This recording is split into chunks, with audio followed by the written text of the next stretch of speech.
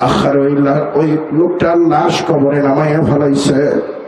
লাশ নামানোর পরে বাঁশের ফালটা দিয়ে যখন ছাউনি দেয়, এমন সময় তিনার আরেক যে বাচ্চা আছে 5 বছরের বাচ্চাটা দৌড়ে আইসা মানুষজনের ভিড় ঠেলিয়া কবরের চতুর্পাশ দিয়া ঘুরে আর কয়, তোমরা আমার আব্বুরি গর্তে কেন ফেলাইলা? আমার আব্বুটারে উঠাইয়া দাও। আল্লাহ পাকের দরবারে লাখো কোটি শুকর যে আল্লাহ রব্বুল আলামিন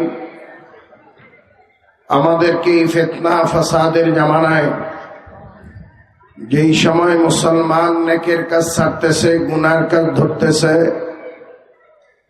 গুনার কাজ শুধু ধরেই না, গুনার কাজের প্রতিযোগিতা শুরু করছে। কে কার চেয়ে বেশি গুনাহ করবে, কে কার আগে যায় জাহান্নামে ঝাঁপ দিয়া লাফ দিয়া পড়বে। এই গুনাহের প্রতিযোগিতার জামানায় আল্লাহ আমার আপনার মতো নাখান্দা নালায়েক পাপিষ্টকে নেকি কামাই করার এক মজলিস, গুনাহ মাফের এক মজলিস, জান্নাতের এক বাগান, জান্নাতের এক বাজারে হায়াতের কিছু সময় ব্যয় করার সুযোগ আল্লাহ আমাকে আপনাকে দান করলেন। এই জন্য আমরা সবাই আল্লাহ পাকের দরবারে শুকরিয়া আদায় করব, আলহামদুলিল্লাহ। আজকের এই জান্নাতি বাগান, জান্নাতি বাজারে আসতে পেরে, বসতে পেরে আপনারা সবাই খুশি না বেজার?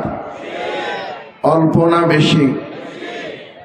খুশি যদি বেশি হন তাহলে তো আলহামদুলিল্লাহ আরো জোরে হওয়ার দরকার ছিল। খুশির আওয়াজ কি জোরে হয় না আসতে হয়? একটু জোরে সরে বলেন না আলহামদুলিল্লাহ। আপনাদের থেকে অনেক বেশি মানুষ রাস্তায়, দোকানে, পাটে, বাজারে, ঘাটে অবস্থান করতেছে, ঘোরাঘুরি করতেছে। অনেকে হয়তো চার দোকানে আড্ডায় লিপ্ত, পানের দোকানে আড্ডায় লিপ্ত। অনেক বুদ্ধিজীবী চার দোকানে আড্ডা দেয়। তারা হয়তো ভাবতেছে মোল্লা মৌলবীদের ওয়াজ শোনার জন্য কারা যায়। আপনারা যেহেতুগুলা মানুষ আসছেন, এই আওয়াজটা তো তাদের কানে পৌঁছানোর দরকার, নাকি মনে করেন? মুসলমানের আওয়াজ তো দুর্বল হয় না, মুসলমানের আওয়াজ তো সব সময়ই সবল হয়। কথা ঠিক না? এই জন্য ওয়াজে আসছি আমরা। এই শীত মৌসুম আসতেছে, কুড়িগ্রামে অনেক ওয়াজ হয়। আমরা দলে দলে ওয়াজে যাই, কিন্তু ওয়াজ থেকে আমরা কিছু নিয়ে বাড়িতে যাই না। ওয়াজ এক কান দিয়ে শুনে আরেক কান দিয়ে বের করে ওয়াজের ময়দানে ওয়াজগুলা ফেলে দিয়ে বাড়িতে চলে যাই। অথচ ওয়াজ তো আমার আপনার পরিবর্তনের জন্য ছিল, সংশোধনের জন্য ছিল। ওয়াজ তো আমার আপনার আমল আখলাক দুরুস্তের জন্য ছিল।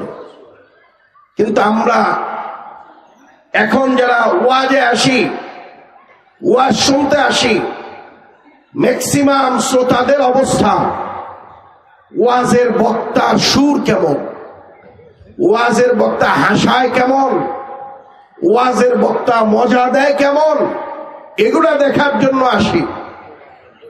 ওয়াজ তো ভাই মজার জন্য না, ওয়াজ তো হাসি তামাশার জন্য না, ওয়াজ তো কান্নাকাটি করে তওবা করার জন্য। কথা ঠিক কিনা? কিন্তু আজকে ওয়াজে আমরা হাসি আর তামাশা চাই, আনন্দ আর ফুর্তি চাই। যে ওয়াজে হাসি আর তামাশা হয়, এই ওয়াজগুলা বন্ধ করার দরকার। ওয়াজ দিয়ে মানুষের দিল মসজিদমুখী হওয়ার দরকার। ওয়াজে মানুষের দিল আরশমুখী হওয়ার দরকার। ওয়াজে কান্নাকাটি হওয়ার দরকার। পিছনের জিন্দেগির গুনার কথা স্মরণ করে একটা অস্থিরতা চলে আসার দরকার।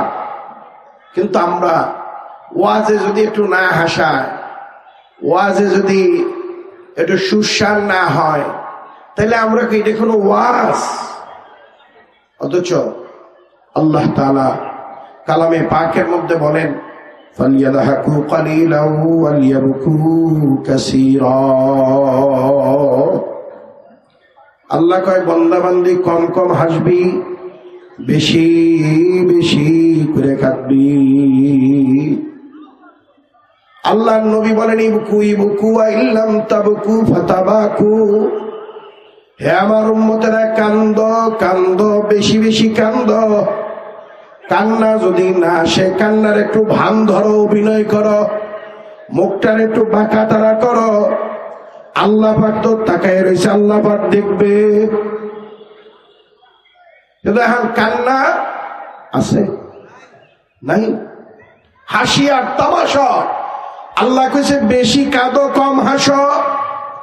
আমরা বেশি হাসি কমও কাঁদি না। উল্টাটাও যদি করতাম তাইলেও তো একটা জায়গায় যেয়ে দাঁড়াতে পারতাম। বছরে একবারও আল্লাহর দরে কান্দি না, অথচ প্রতিদিন হাসি তামাশা আনন্দ ফুর্তিতে সময় কেটে যায়।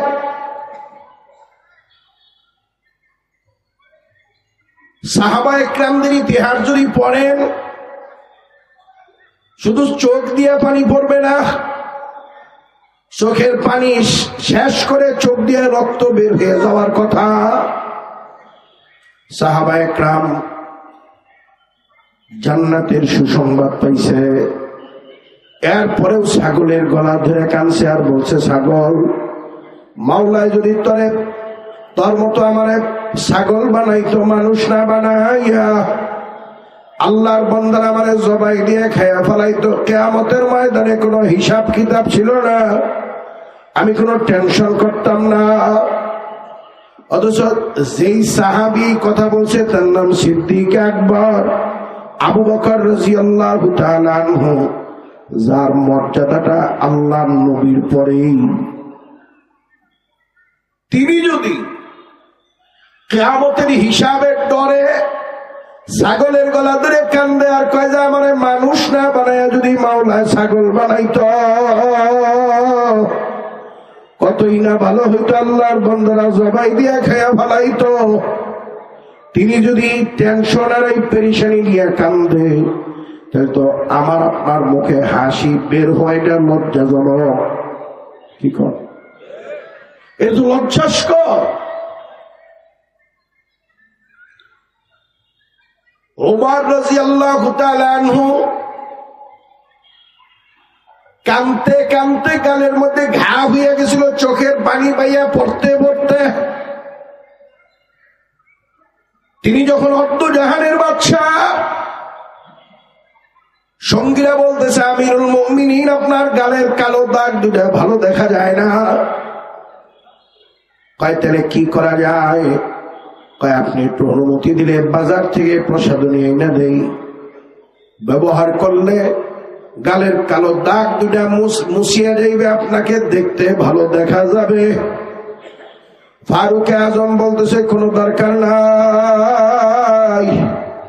কয় কেন দরকার নাই? দেখতে তো বিশ্রী দেখা যায়, বিভিন্ন রাজা বাচ্চাদের থেকে প্রতিনিধি আসে দেখা করার জন্য, চেহারাটাই কালো দাগ দুইটার জন্য, ঘায়ের জন্য বিশ্রী দেখা যায়। ফারুক আজম দুই চোখের পানি ছেড়া শিশু বাচ্চার মতো কান্না শুরু করছে। সঙ্গীরা কয়, আমিরুল মুমিনিন, আপনি কান্দেন কে? আমরা কি কষ্ট দিলাম? কয় না। কয় তাহলে কান্নার কারণ? কয় আমি আমার গালের কালো দাগ দুটা মোছাইতে চাই না। কয় কেন চান না? না চাওয়ার কারণটা কি একটু বলবেন? কয় আমার সাথীরা শোনো, আমি বড় পেরেশানিতে আছি। কিয়ামতের আদালতে যদি আমার মাওলা জিজ্ঞাসা করে, ওমর আমি আল্লাহর দরবারে কি লইয়া আইছ? আমি বহু চিন্তা করে দেখছি, মুরাকাবা করে দেখছি, আল্লাহ এই প্রশ্ন করলে আল্লাহর দরবারে জবাব দেওয়ার মতো কোন আমল আমি গোটা জিন্দেগিতে ওমর করতে পারি নাই।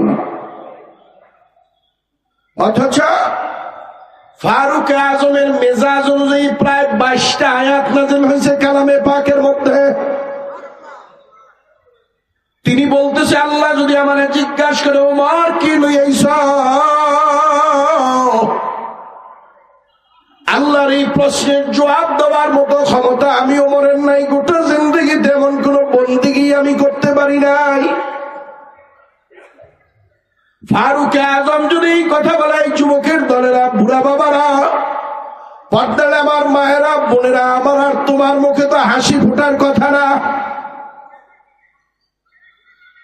ফারুক আজম বলে, আমার সাথীরা শোনো, কিয়ামতের ময়দানে যদি আমার মালিক মাওলা আমারে ডাক দিয়ে জিজ্ঞাসা করে, ওমর কি লইছ, তাহলে আমি মনে মনে ঠিক করে রাখছি, আমার মাওলায় যখন জিজ্ঞাসা করবে ওমর কি লইছ, তখন আমি আমার মালিকরে ডাক দিয়ে বলবো, মাবুদ গো, তোমার ওমর তোমার দরবারে কিচ্ছু লইতে পারে নাই, তবে তোমার ডরে আর তোমার ওই জাহান্নামটার ডরে কানতে কানতে গালের মধ্যে কালো দুটা দাগ বসাইয়া নিয়ে আসছি।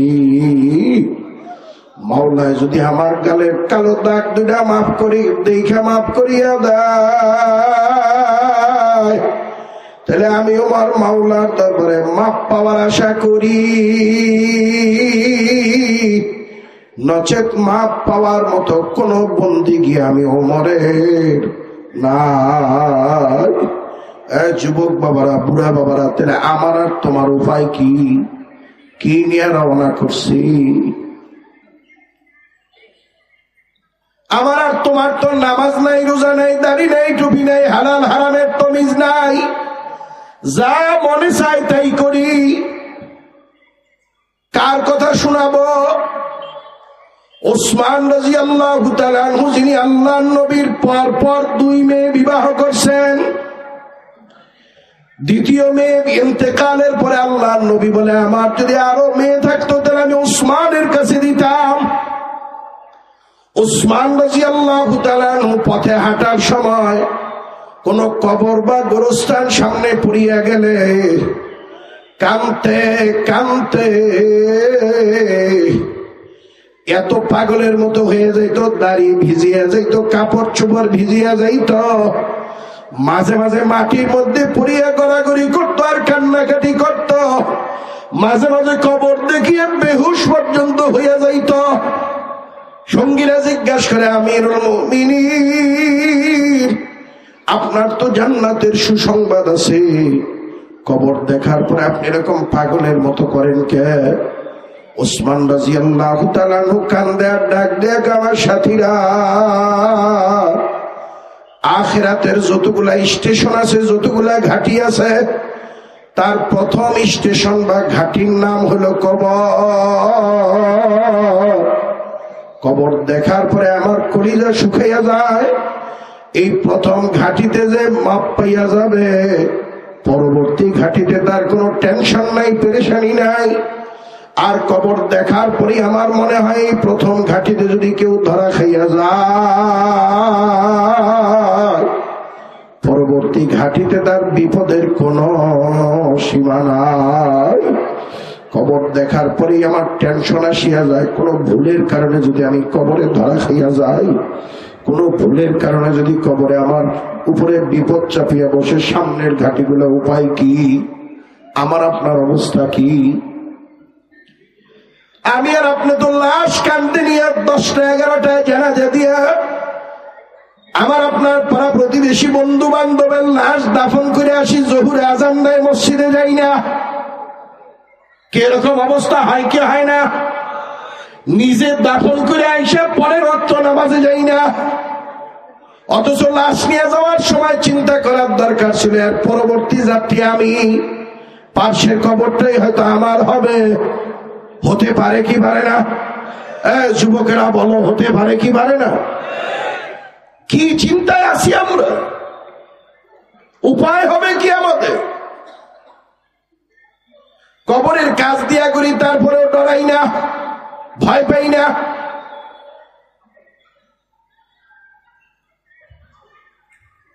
পাঁচটা গরু একটা খেতে ধান খাইলে জমিনের মালিক লাঠি নিয়ে যায়, একটা পিঠে বাড়ি দিলে বাকি 4টা বাড়ি দেওয়ার আগেই দৌড় দেয়।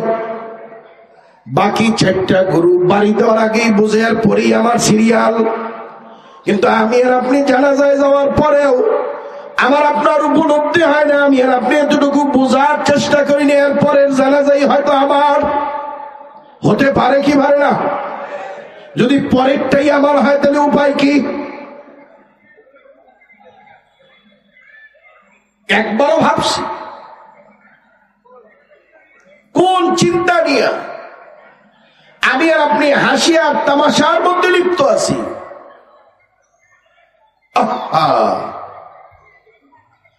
যুবক বাবারা, বুড়া বাবারা, মনে রাখবেন দুনিয়া থাকার জায়গা না, কেউ থাকতে পারে নাই, আমি আর আপনিও থাকতে পারবো না। দুনিয়াতে আসার সিরিয়াল আছে, যাওয়ার কিন্তু সিরিয়াল নাই।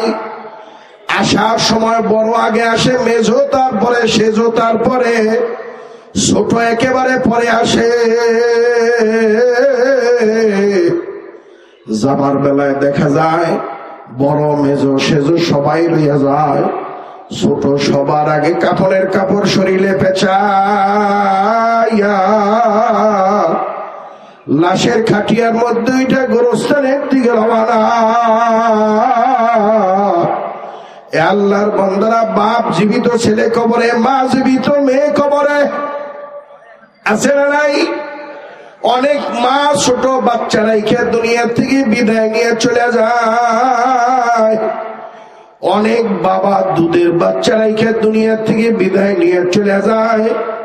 আমি মাঝে মাঝেই বলি 3-4 বছর আগে এরকম একটা কলেজ মাঠে আমার এক পরিচিত আলেম মারা গেছে, জানাজা সকাল 9টায় জানাজায় যে হাজির হইলাম, যে দেখি কলেজ মাঠটা একেবারে কানায় কানায় ভরা, মাঠে জায়গা হয় না, আধা হাত ফাঁক হইয়া দাঁড়াইলাম। জানাজায় সামনে থেকে বক্তব্য দিতেছে, বক্তব্যগুলা শুনতেছিলাম। মারা যাওয়ার সময় 4 আর 5 বছরের 2টা ছেলে রেখে মারা গেছে।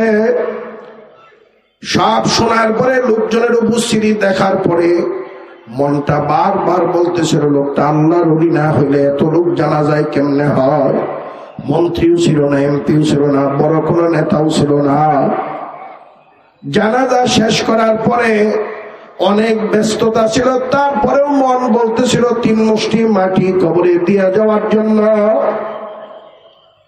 যেই মাঠে জানাজা, মাঠের থেকে গোরস্থানের দূরত্ব প্রায় 1 কিলোমিটার।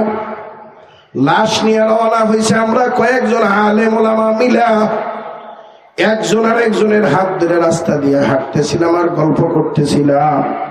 লাশ আমাদের থেকে 20-30-50 হাত সামনে।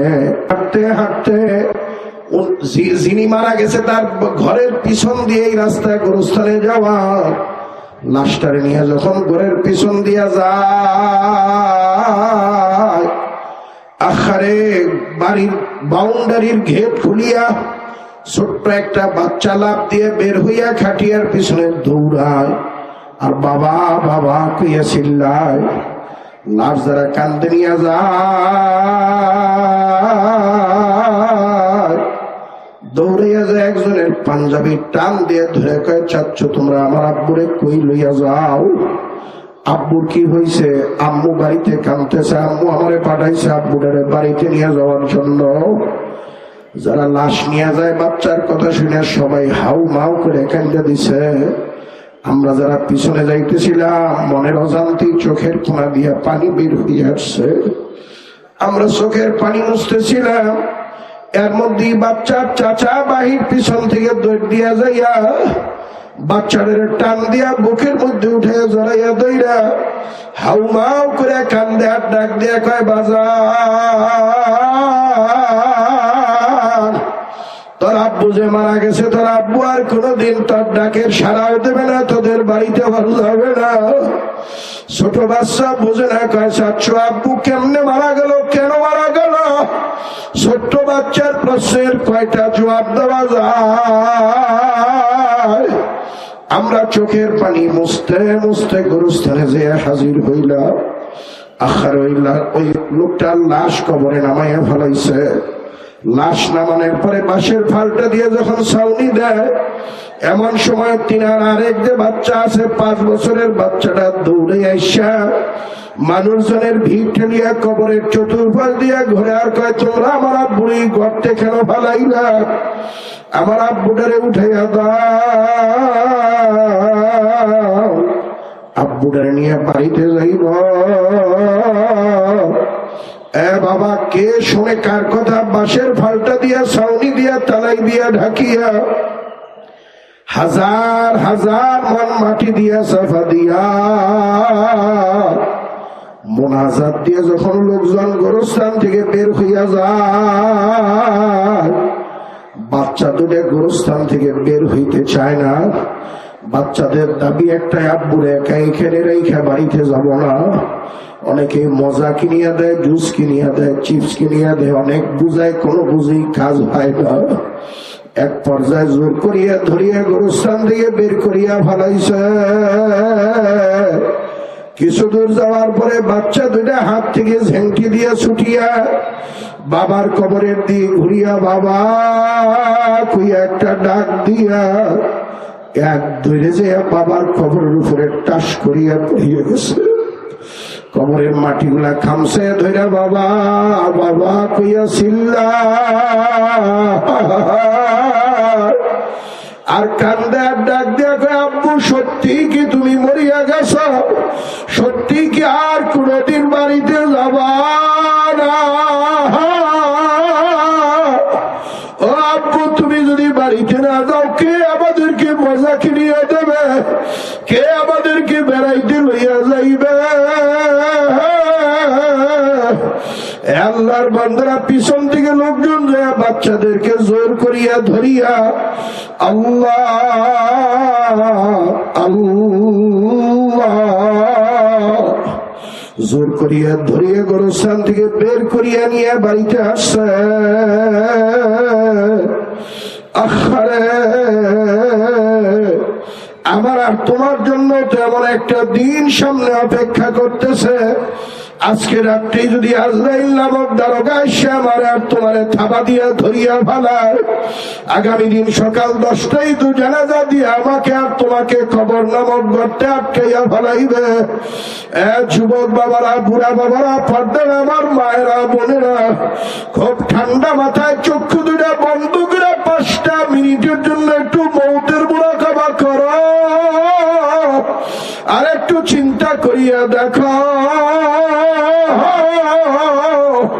আজকে রাত্রে যদি আল্লাহরে ধরিয়া ফালায়, রাতের মধ্যেই মসজিদ থেকে লাশের খাটিয়া বাড়িতে হাজির, রাতের মধ্যেই কাপড়ের কাপড় বাড়িতে হাজির, গোসলখানাও রেডি, সুন্দর করিয়া ধোয়াইয়া মুছাইয়া 3 টুকরা সাদা মার্কিন কাপড় দিয়া আমার আপনার লাশটারে আগা পাশায় মোড়ানি দিয়ে প্যাকেট বানাইয়া আখারে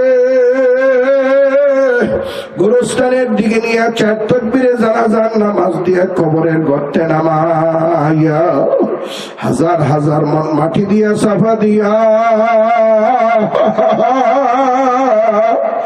সবাই যার বাড়ির দিকে রওনা হইয়া যাবে। আল্লাহর হাবিব ফরমানাও হুফরাতুম মিন হুফারিন নার।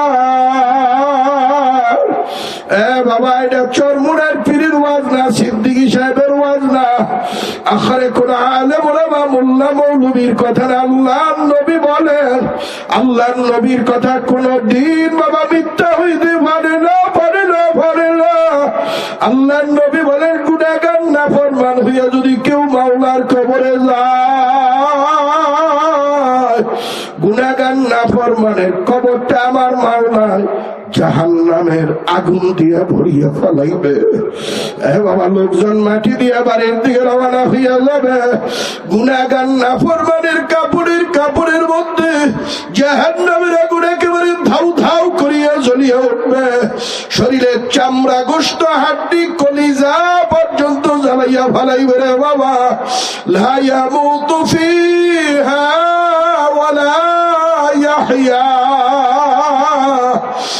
বাবা, আখারে আযাব আর গজব, এই আযাবে মানুষটা মরবেও না, আবার মানুষটা বাঁচবেও না। এ আল্লাহর বান্দারা, অন্য হাদিসে আল্লাহর হাবিব ফরমান 99 তিন্নিনান লাউ নাফাখা ফিল আরদি মা আমবাতাত খাদিরা। কতক গুনাহগার নাফরমান মেয়ে লোক পুরুষের কবরের মধ্যে আমার মাওলা একটা দুইটা না 99টা বিষাক্ত সাপ ছাড়িয়া দেবে। এ বেনমাজি বাবারা, দাড়ি কাবান্না বাবারা, সুদখোর বাবারা, ঘুষখোর বাবারা, গান বাজনা শুনুন না বাবারা। আল্লাহর হাবিব ফরমান গুনাহগার নাফরমানের কবরে আমার মাওলায় যে আযাবের সাপ ছাড়বে, সাপগুলাই গুনাহগার নাফরমানকে পেঁচাইয়া পেঁচাইয়া কিয়ামত পর্যন্ত কামড়াইতে থাকবে আর ঠুকরাইতে থাকবে রে বাবা। কিতাবের মধ্যে লিখছে একটা সাপ যখন সুবল মারবে, গুনাহগার নাফরমানের দেহটা 70 থেকে 80 হাত মাটির তলায় ঢুকিয়া যাইবে, আবার টানিয়া উঠাইবে, আবার সুবল মারবে, আবার মাটির তলায় চলিয়া যাইবে, আবার উঠাইয়া ফেলাইবে রে বাবা। এই আযাব কি সহ্য করতে পারবা? এই আযাব সহ্য করতে পারলে কোনো ওয়াজ লাগবে না, নসিহত লাগবে না। আর যদি বলে যে হুজুর না না, এই আযাব সহ্য করা তো কোনো মানুষের পক্ষে সম্ভব না, তাহলে বাবা হাতে ধরলাম, পায়ে ধরলাম, বাবা হাতে পায়ে ধরিয়া বলিয়া তুইয়া গেলাম, বাবা গুনার কাম সারো, নেকের কাম ধরা, গুনার কাম সারো, নেকের কাম ধরো, গুনার কাম সাইরা নেকের কাম ধরার জন্য আজকের এই মজলিসে কে কে নিয়ত করতে পারো? একটু আল্লাহু আকবার কইয়া হাত দুটো একটু জাগাইয়া দেখাও। আল্লাহ তুমি একটু হাতগুলা চাইয়া দেখো, আল্লাহ তুমি একটু হাতগুলা চাইয়া দেখো। তোমার যুবকেরা, তোমার বুড়ারা, তোমার শিক্ষিতরা, তোমার অশিক্ষিতরা, তোমার ধনীরা, তোমার গরিবেরা, সবাই আমরা হাত জাগাইছি। আল্লাহর গুনাহ করতে চাই না। আল্লাহ সকল প্রকার গুনাহ থেকে তুমি আমাদেরকে হেফাজত করো আল্লাহ। যতদিন ইয়া আল্লাহ মউত পর্যন্ত গুনাহ থেকে হেফাজত করো আল্লাহ। নেকের কাজ করতে করতে কবরে যাওয়ার তৌফিক দিয়া দাও। জোরে জোরে বলেন আল্লাহুম্মা আমিন। ভাইরা, আলোচনা লম্বা চওড়া না, খুব সংক্ষিপ্ত আলোচনা বাবা। মনে রাখবেন, গুনাহ করলেও মরা লাগবে, নেকের কাজ করলেও মরা লাগবে। তবে গুনাহগারের কবরের অবস্থা আর নেককারের কবরের অবস্থা কিন্তু এক হবে না। যারা নেককার পরহেজগার হয়ে কবরে যাবে, আল্লাহর হাবিব ফরমান আল কবরু রাউযাতুম মিন রিয়াজিল জান্নাহ। যারা নেককার পরহেজগার হয়ে কবরে যাবে, নেককার পরহেজগারদের কবরটা আমার মাওলা জান্নাতের বাগিচা বানাইয়া দেবে। আল্লাহ তুমি কবুল করিয়া নাও। যুবক বাবারা, কবরের জিন্দেগি কিন্তু কোন জিন্দেগি না। এরপরে কিয়ামতের ময়দান, কিয়ামতের ময়দানে কিন্তু বিচারের অপেক্ষায় দাঁড়াইয়া থাকা লাগবে 50 আলফ সানা, কমাস কম 50,000 বছর।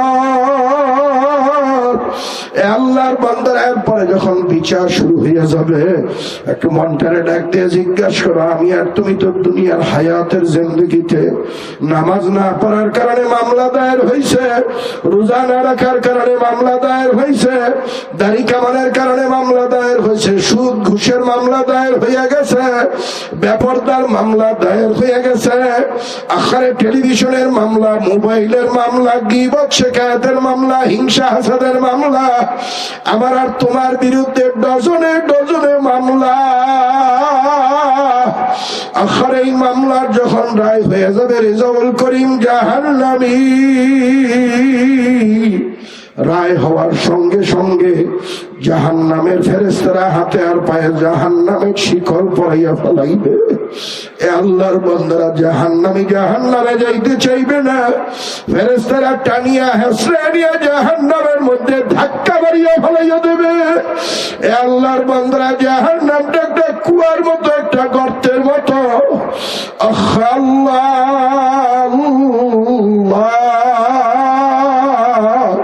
পুরাই গর্তটা আগুন দিয়া ভরা। ফেরেশতারা যখন ধাক্কা মারিয়া ফালাইয়া দেবে, গুনাহগার নাফরমান জাহান্নামের মধ্যে পড়িয়া ফুটতে ফুটতে ফুটতে ফুটতে কয়লা কয়লা হইয়া যাবে। লা ইয়ামুতু ফিহা ওয়ালা ইয়াহইয়া। এই আযাব আর গজবের মধ্যে মানুষটা মরবেও না, আবার মানুষটা বাঁচবেও না। এ আল্লাহর বান্দারা, দুনিয়ার দারোগা টাকার বিনিময়ে আসামি ছেড়ে দেয়, নেতার টেলিফোনে আসামি ছেড়ে দেয়, চেয়ারম্যান মেম্বারের টেলিফোনে আসামি ছেড়ে দেয়, এমপি মন্ত্রীর টেলিফোনে আসামি ছেড়ে দেয়। কিন্তু আল্লাহর দারোগা আজরাইল যেই দিন আমার আপনার দুয়ারে আসবে, কারোর টেলিফোনে আজরাইল 1 ইঞ্চিও লড়াচড়া করবে না। যাদের সাথে যার সাথে দেখা হয়েছে তারই কবরে ফেলাইয়া দিছে। একজনকেও বাঁচতে দেয় নাই। এমন এক কবরে নিয়ে ফেলাইছে, এটা আরেক নাম যদি বলে এটা হাজতখানা। অনেক বড় না, লম্বা চওড়া না, অনেক গভীর না, অনেক লম্বা না, মাত্র 3.5 হাত গভীরতা, 3.5 হাত লম্বা, ওরকম 2-2.5 হাত পাশে, 2-2.5 হাত গর্ত। এই ছোট্ট গর্তের ভিতরে মানুষ ঢোকার পরে কুড়িগ্রাম থেকে যারা সৌদি আরব আমেরিকা আছে এইখান থেকে যোগাযোগ করা যায়। ঘরের পিছনে বাজারে গোরস্থানে বাবা মার লাশ ফালাই আসছি, বছরের পরে বছর যায়, একদিনও যোগাযোগ করা যায় না। কথা ঠিক না বেঠি? কেন ভাবি না, কেন চিন্তা করি না? দুনিয়ার এই রং তামাশা আমাকে আপনাকে আখিরাতকে ভুলাইয়া দিছে। তবে মনে রাখবেন, দুনিয়ার রং তামাশা যতই হোক, দুনিয়ার রং তামাশা দিন দিন বাড়তে থাকবে, আমি আর আপনি কিন্তু থাকবো না। দুনিয়া কি মজা হরগিজ কম না হোंगे, दुनिया की मजा हरगिज कम न होंगे, चर्चा यही रहेंगे, अफसोस हम न होंगे। আল্লাহর বান্দারা, দুনিয়ার মজা দিন যাবে আর বাড়বে, দিন যাবে আর বাড়বে। কুড়িগ্রাম শহরে 20 বছর আগে আজকে যা পাওয়া যায়, 20 বছর আগে এত জিনিস পাওয়া যায় না, এত আধুনিক ছিল না। 20 বছর পরে কুড়িগ্রাম শহর আরো আধুনিক হবে, কিন্তু যেই দিন আরো বেশি আধুনিক হবে সেই দিন হয়তো আমি আর আপনি আর থাকবো না। ঠিক না বেঠি? আল্লাহর বান্দারা, 25-30 বছর আগে মোবাইল ছিল না। যারা 30 বছর আগে মারা গেছে তারা মোবাইলের মজা পায় নাই, আমরা মোবাইলের মজা পাইতেছি। 60-70 বছর আগে এরকম বিমানে সৌদি আরব যে হজ করা যায় না। 100 বছর আগে 2 মাস ভরে জাহাজে যাইয়া জেদ্দা ওই সমুদ্রের পারে নাইমে এরপরে মক্কা শরীফে যাওয়া লাগছে। ওই দিনে যারা হজ করে মারা গেছে তাদের কবরে যদি বলেন 6 ঘন্টায় জেদ্দা যাওয়া যায়, বিশ্বাস করবে? 6 ঘন্টায় জেদ্দা যাওয়া যায়। যারা জাহাজে যেয়ে হজ করছে এই কথা যদি তাদের কবরে যেয়ে বলে, বিশ্বাস করবে তারা? যারা 15 বছর আগে ব্যাটারি চালিত অটোরিকশা দেখে নাই, তাদেরকে যেয়ে যদি বলেন যে এরকম ব্যাটারি দিয়ে গাড়ি চলে, আওয়াজ নাই, বিশ্বাস করবে? যে বলার সাথে সাথে বলবে কি খাইয়েছো, নেশা কি দেশিটা খাইছো না ইন্ডিয়ানটা খাইছো, এরকম বলবে কি বলবে না?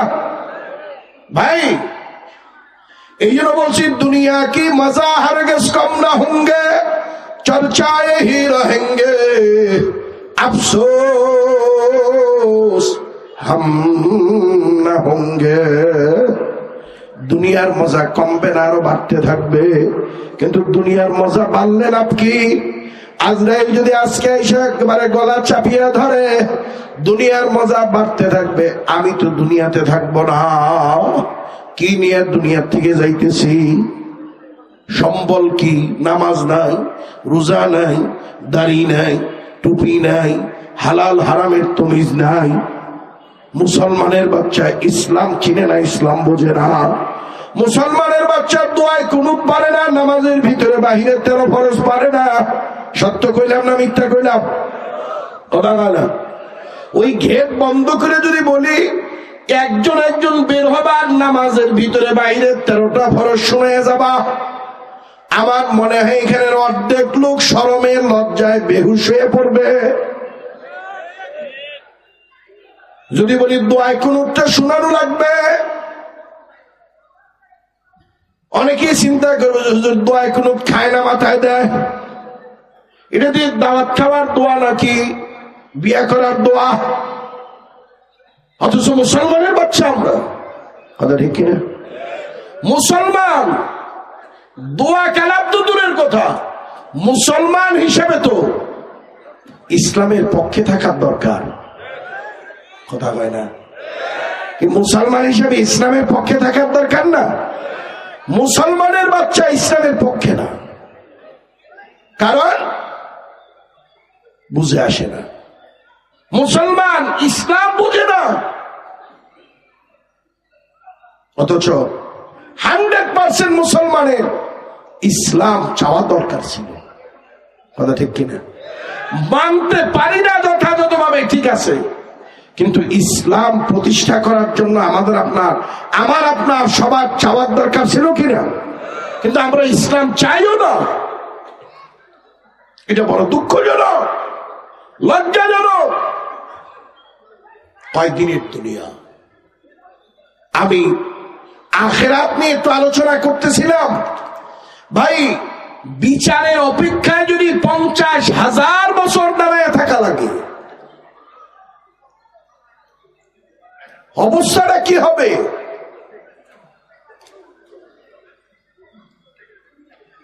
এই অপেক্ষার সময়ে যারা আল্লাহর আরশের ছায়ার নিচে জায়গা পাবে না,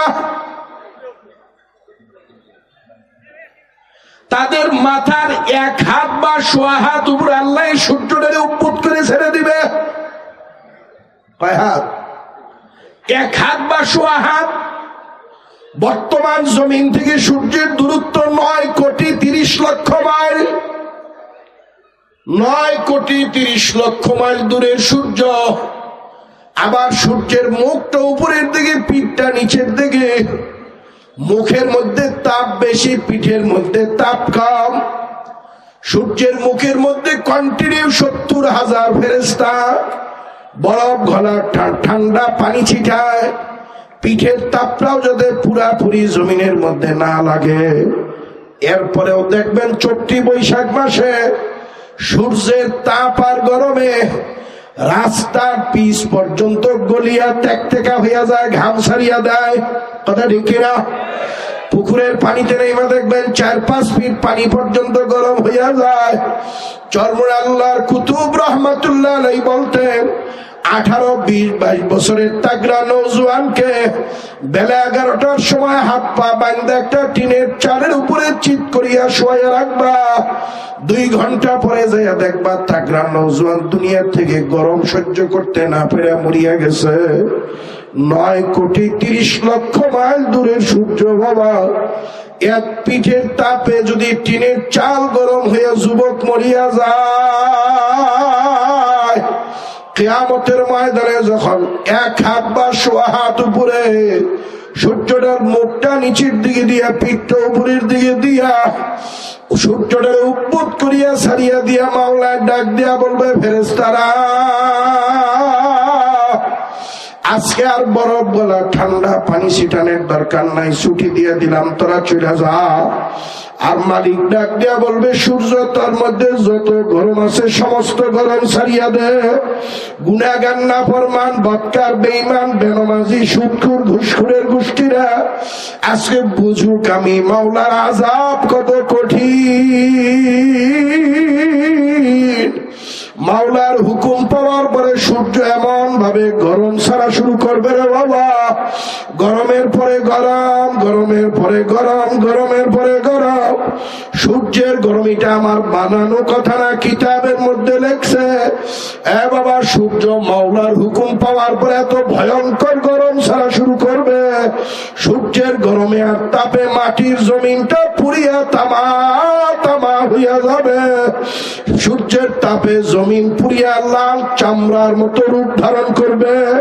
গুনাহগার নাফরমান জমিনের মধ্যে পাড়া দিতে পারবে না, পাড়া দেওয়ার সঙ্গে সঙ্গে পায়ের চামড়াটা স্যাপ করিয়া ঝলসিয়া যাইবে, পা রাখতে পারবে না, লাফাইতে থাকবে আর চিল্লাইতে থাকবে। সূর্যের তাপে আর গরমে মাথার তালুটা টাস টাস করিয়া ফাটিয়া যাইবে রে বাবা, শরীরের চামড়া গুলো গলিয়া গলিয়া ঝুপ ঝুপ করিয়া পড়িয়া যাইবে। লা ইয়ামুতু ফিহা ওয়ালা ইয়াহইয়া। এই আযাব আর গজব হওয়ার পরে মানুষটা মরবেও না, আবার বাঁচবেও না। চামড়া গলিয়া পড়িয়া যাইবে, আবার নতুন চামড়া গজাবে। মাথার মগজ গলিয়া পড়িয়া যাইবে, আবার মগজ গজাইয়া যাইবে। কষ্ট আর কষ্ট, কষ্ট আর কষ্ট। যুবকের দলেরা, এই আযাব কি সহ্য করতে পারবি? যদি সহ্য করতে পারো কোনো ওয়াজ লাগবে না, নসিহত লাগবে না। আর যদি বলো যে হুজুর না না, এই আযাব সহ্য করা কোনো মানুষের পক্ষে সম্ভব না, তাহলে বাবা হাতে পায়ে ধরিয়া বলিয়া থুইয়া গেলাম, হাতে পায়ে ধরিয়া বলিয়া থুইয়া গেলাম, গুনার কাম ছাড়ো, নেকের কাম ধরো। কারণ গুনাহ মানুষকে জাহান্নামের আসামি বানাইয়া দেয়, আর নেকি মানুষকে জান্নাতের মেহমান বানাইয়া দেয়। বলবা যে হুজুর গুনাহ করবো আমরা, আপনার হাতে পায়ে ধরার জন্য এত ঠেকছে খে? আল্লাহর বন্ধুরা, আমার শায়খ মুর্শিদ রহমাতুল্লাহ আলাইহি চরমুনে আল্লাহর কুতুব আজকে চরমুনের জমিনে ঘুমায়। উনি বয়ানের সময়, বয়ানের শেষের দিকে বুঝ দিতে যেয়ে বলতেন যে বাবা, কোন বিবেকবান বুদ্ধিমান মানুষ যদি পুকুরের পাড় দিয়ে রওনা করছে, যদি দেখে 2-2.5 বছরের বাচ্চা পুকুরের পাড়ে পানি নিয়ে খেলা করতেছে, বিবেকবান বুদ্ধিমান মানুষটা এই বাচ্চারে পুকুরের পাড়ে রাইখা কোনো দিন সামনের দিকে যাইতে পারে না। কারণ সামনের দিকে গেলে যে কোনো সময় পানির খেলার মজা পাইয়া টুকগুস করিয়া পুড়িয়া গভীর পানিতে ডুবিয়া মারা যাইতে পারে। কিন্তু বাচ্চারে সরানোর জন্য যখন ধরিয়া টান দেয়, বাচ্চা কামড় দেয়, খামসি দেয়, বাচ্চা ছুতু দেয়, লাথি দেয়, বাচ্চা চিৎকার করে যাইতে পারে, যাইতে চায় না। বিবেকবান মানুষটা বাচ্চারে টান দিয়া কোলে লইয়া বাচ্চাটারে ডাক দেয়া করে, বাচ্চা তুই তো বোঝো না, পানির খেলার মজা পাইয়া পুকুরের পাড়ে থেকে যাইতে চাও না। আখারে পানির খেলা করতে করতে হঠাৎ যখন টুকবুস করিয়া পুকুরের গভীর পানিতে পড়িয়া যাইবি,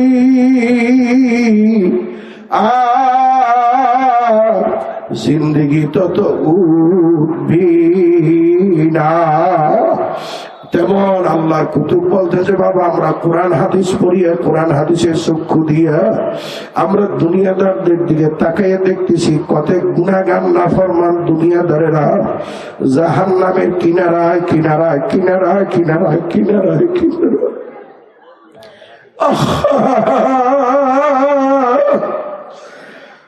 আরে আল্লাহ, জাহান্নামে কিনারায় কিনারায় খেলা করতেছে। আখারে কতক লোক কবরের কিনারায় কিনারায় ঘুরতেছে আর খেলা করতেছে। দুনিয়ার এই খেলার মজা ভাইয়া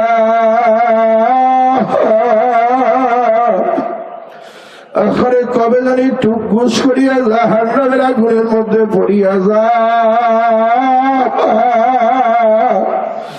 একবার পড়িয়া গেলে কিন্তু বাবা উঠবা না। এই জন্য বারবার বলতেছি বাবা, হাতে ধরিয়া বলিয়া গেলাম, পায়ে ধরিয়া বলিয়া গেলাম, গুনার কাম ছাড়ো, নেকের কাম ধরো। আমার কবরে তুমি যাবো না, তোমার কবরে আমি যাবো না। আমার হিসাব তোমার দেওয়া লাগবে না, তোমার হিসাব আমার দেওয়া লাগবে না। যার যার হিসাব তার দেওয়া লাগবে, যার যার কবরে শেষে যাওয়া লাগবে। কে কি নিয়ে রওনা করলাম রে বাবা, প্রতি সেকেন্ডের কাটা বাড়ি দেয়ার ডাক দেয়া করে জৌল করি। হায়াত থেকে কিন্তু 1 সেকেন্ড নাই হয়ে গেল। মিনিটের কাটা বাড়ি দেয়ার ডাক দেয়া করে জৌল করি, হায়াত থেকে কিন্তু 1 মিনিট শেষ। ঘন্টার কাটা বাড়ি দেয় আর ডাক দেয়া করে জৌল করি, ঘন্টা কিন্তু একটা শেষ হয়ে গেল। দিন যাওয়ার সময় কিন্তু প্রত্যেককেই বলিয়া গেছে রেজাউল করিম, আব্দুল করিম হায়াত থেকে কিন্তু একদিন শেষ। আবার রাত্রি যায় যখন ফজরের আজান হবে, সকাল হয়ে যাবে, রাত্রি যাওয়ার মুহূর্তে বলিয়া যাবে রেজাউল করিম হায়াত থেকে কিন্তু 1 রাত্র নাই। হয়তো আমি আর তুমি দুনিয়ার প্রেমে পড়িয়া, দুনিয়ার মোহাব্বতে পড়িয়া এই আওয়াজগুলো, এই ডাকগুলা নিয়ে আমি আর তুমি চিন্তাও করি না, ফিকিরও করি না, আমি আর তুমি শুনিও না, বুঝিও না। কোন দিক দিয়া যে হায়াত শেষ হয়ে যাইতেছে আমি আর তুমি টেরও করতে পারতেছি না। এই জন্য দুনিয়া থেকে বিদায় নেওয়ার আগেই তওবা করিয়া ফেলাও, আজকে থেকেই তওবা করিয়া ফেলাও। আর গুনার কাজ করব না, আর নেকের কাজ পেলে ছাড়বো না।